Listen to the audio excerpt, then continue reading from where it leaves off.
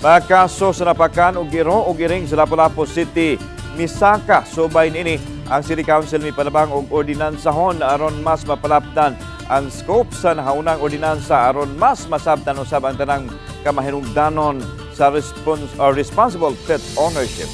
Siluan meron din adunay live report kabahin niini. Bye.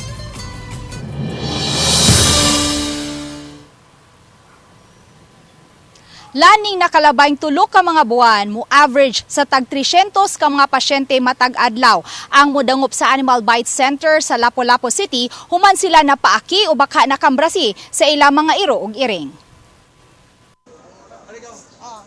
Kini ang sitwasyon sa gawas nga bahin sa Animal Bite Center sa Lapu-Lapu City. Tungod sa kadaghang buot magpabakuna batok rabies, nagmuntar na og mga tent sa gawas sa Animal Bite Center.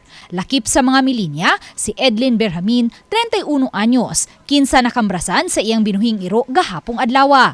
Bisan kun bakunado ang ilang iro, naniguro gihapon siya nga magpabakuna batok rabies. Napabaksin ko kay kuan man murag na feel man ako murag mobanhod ba. Sige pa sure lang ako kay wala pa man ko kakuan kay law man jud siya, dugo man jud siya. Milinya usab ang 18 anyos nga si John Reese Ongko kinsa napaakan sa ilang iring ni adtong Domingo. Dili ra ba bakunado ang ilang iring. Matod ni May Tipait, pangu sa Animal Bite Center sa Lapu-Lapu City, sukad Enero hangtod Marso karong tuiga, miabot na sa 4,667 ka mga individual ang ilang nabakunahan human mapaaki sa ilang mga iro ug iring. Tungod sa kadaghang mga kaso sa animal bites, may pagawas ug advisory ang DOH Region 7 nga ang lokal nga kagamhanan lang una ang mupalit sa bakuna samtang wala pay supply gikan sa ilang uluhang buhatan. 1,700 ka mga vials sa WHO pre-qualified rabies vaccines ang gipalit sa dakbayan. Nga katulora siya mahatag kung buhi lang ang biting animal. Unless sa katong dili WHO pre-qualified, mukaupat man gyud taghatag sa active vaccine regardless sa status sa animal, biting animal. Kay limitado ang supply sa bakuna, libreng itanyag ang tanang doses sa naasong rabies vaccine sa mga rehistradong butante sa Lapu-Lapu City. Hinuon ang mga dili rehistradong butante, mamahimog gihapon nilang resitahan ug sila na ang modapat sa bakuna nga napalit sa pasyente sa pharmacy. Busa si Amy Ongko na niguro nga makakuha og note gikan sa COMELEC nga rehistradong botante ang iyang anak nga si John Reese kay niadtong miaging barangay election pa lang kini nagparehistro ug wala pa siya'y voters ID. Lisod kay tag pamugas. Mahal ka intambal amo na ning paningkamutan nga akong bata napadung naman diri kay gipakuha ipadana mo ang national ID para nga maniguro mi ba nga libre na lang gyud mi ba. Kung paliton sa butika, sagad ana sa 1,299 pesos ang presyo sa usa ka vial sa anti-rabies vaccine. Ug kay dili registered voter sa Lapu-Lapu City si Edlin, nangita na lang siya og pamaagi aron makaminos. Timing pud na pud kuan naray ni kuan ako ba ni tunga ra ba. Moto na naka-less pero sunod palit gyud ko.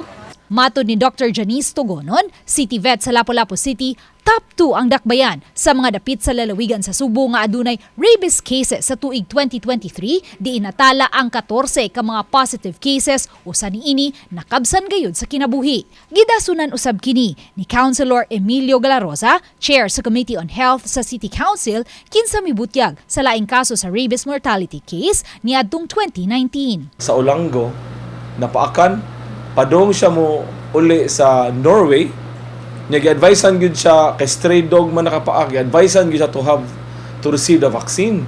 Medtech siya ha. Unya namatay siya sa Norway. Confirm. Subay niini, gitinguha karon sa konseho sa dakbayan nga mapalabang ang mas komprehensibong ordinansa nga dili lang kutob sa pagsumpo sa rabies apan ang paghatag usab o gibugaton sa responsible pet ownership. Kini ilabi na kay 85% sa animal bite cases mga binuhing iro ug iring, samtang 15% lang ang mga stray dogs o cats. So ang atong buhaton ani ato ning i-repeal ang previous because all the contents sa provision, all the provision sa old naa sa ato bag-o. Nya comprehensive gyud siya. Ubos sa maong ordinansahon, gikinahanglang iparehistro ang binuhing mga iro ug iring ug kini pabakunahan batok rabies. Gikinahanglan usab nga aduna gayud kini tag ug higot. Lakip na ang pagkontrol sa populasyon sa mga binuhing iro ug iring. May mga penalties nga ipahamtang unya kung mapakyas pagsunod niini. Most of the positive cases sa dogs is unwillingness man sa mga tag-iya nga magpabakuna sa ilang iro. Unsa ang ilang rason, busy, wala say time. So mao ni among gikuan nga og dili sila kay ba mo buhi sa iro, mas maayo dili na lang.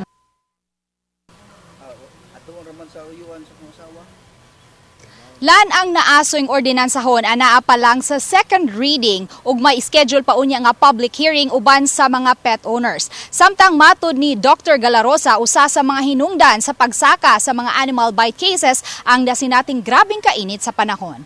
Lan? Okay, daghang salamat, Luan Merondina.